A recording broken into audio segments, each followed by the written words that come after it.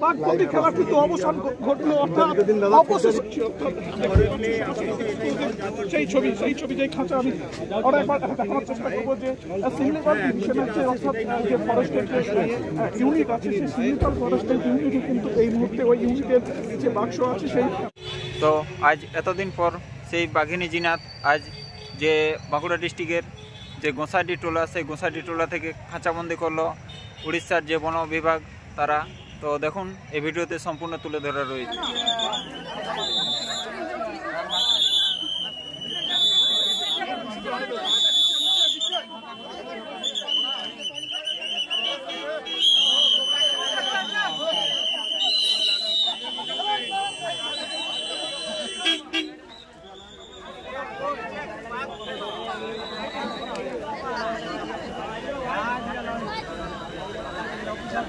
অনেক নিচে পেছনে আসছে, এই যে খাতায় আসছে, এই যে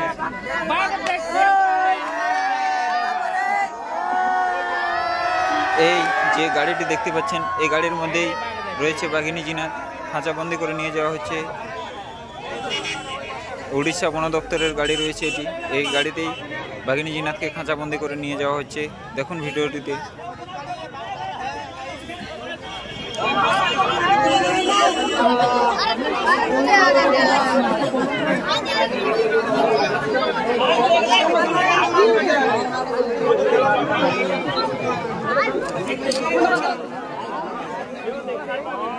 খাতায় ধরে নিয়ে আর চাল ধরে দিন।